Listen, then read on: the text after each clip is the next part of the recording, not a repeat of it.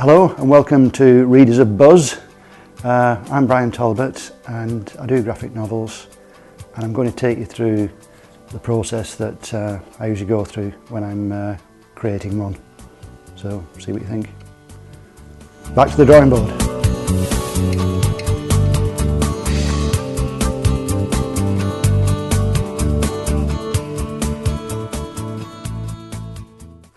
Even before this stage, the stage of sort of writing everything down, you should be doing research. There's very few stories that you can do without doing research. And the thing is about research is it adds things to your story. It makes you think of things you hadn't thought of before.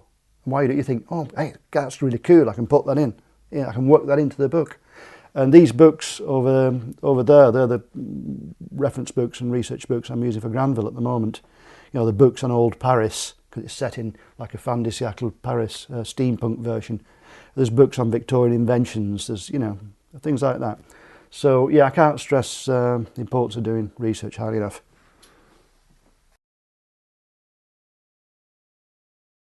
You don't really know where an idea for a story comes from. But when I'm working towards a story, you know, I get the ideas, and what I start doing, of course, is writing them down. Because if you don't write them down, you forget them. So I make little notes they make me on a beer mat or something, or on a piece of paper. These are some notes for the cherub story that I'm writing, that Mark Stafford's drawing, and you know, you start accumulating these notes, and I always use these folders. These are very useful things, these cardboard folders. The Cherubs one, I have a drawer full there of different ideas for stories, some of which will never see fruition. But basically, I put these in here and let them ferment in these folders. And after a while, I'll get what I think of as like critical mass. I think I've got enough material now to start working on a story. I know more or less the sort of vague shape of it in your head. I'll start really thinking about it.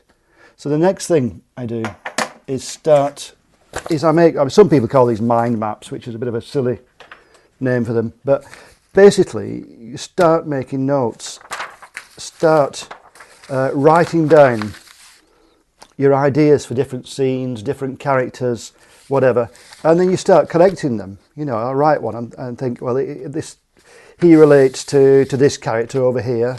How does he relate to them? I'll start asking questions.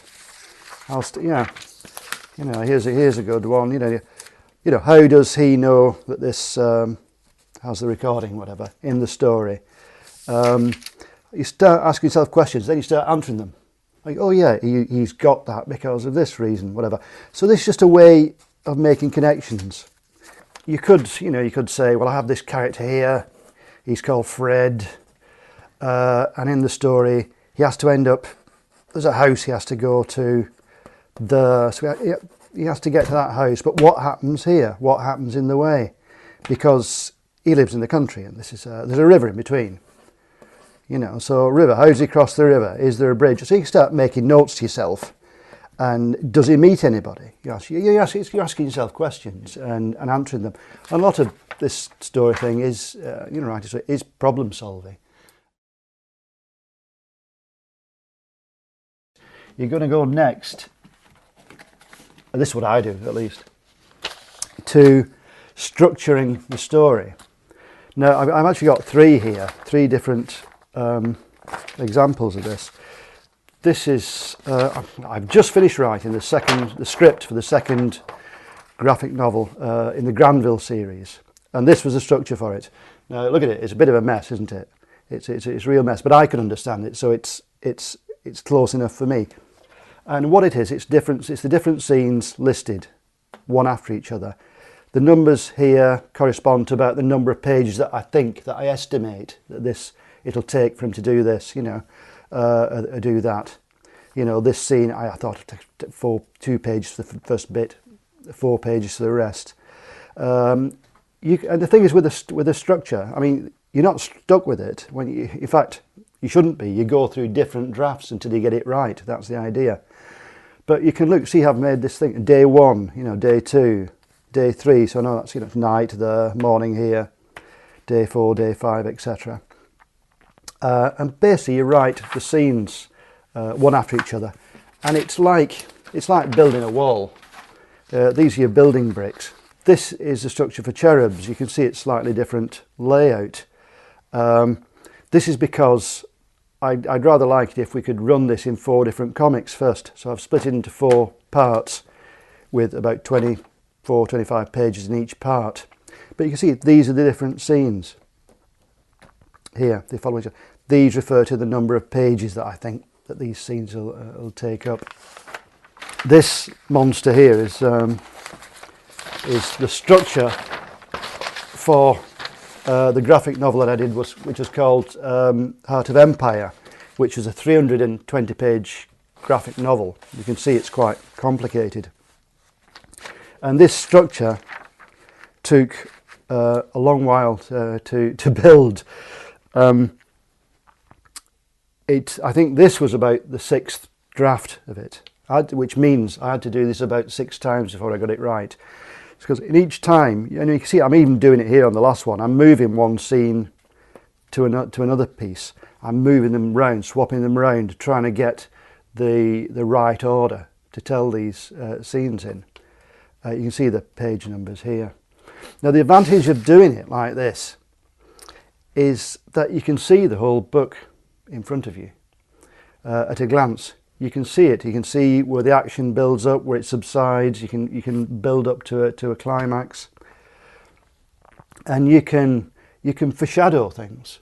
If there's events happening here, you don't want them just happening, you know, out the blue. You have to what's called foreshadow things. So you can plant things earlier on the story, and having a structure like this allows you to do it.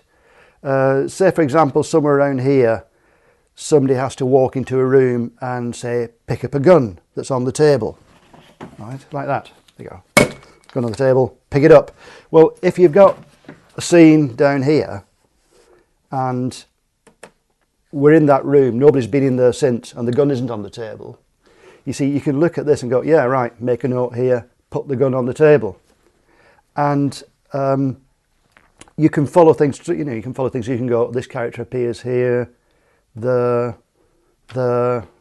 and you think, well, they've not appeared here, and they should do, really, you know, because you have to keep your reader's mind on things. So you can, you know, you get the idea, I think. You can see the whole thing in front of you. Making a comic, I mean, it's a bit like making a movie.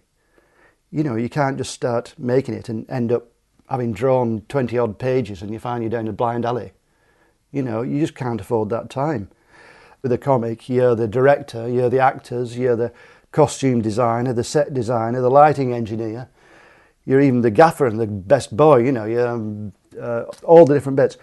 But you can't just sort of, unless you have a extremely quick style, you know, you can do page in an hour or something, it's just not viable, just make it up as you go along. And this is where a structure like this comes in. Aristotle said that endings should be both unexpected and inevitable. With something like this, you can actually, it helps you to plan an ending that after people have finished reading it, they can go, oh yeah, of course, you know, because in that scene we saw this, in that scene this was suggested, whatever. So, I mean, once you have a rock solid structure, it stops the comic going wrong. And the thing is, once you've got one, you can play with it while you're actually drawing it. You can still carry on adjusting it, moving things around.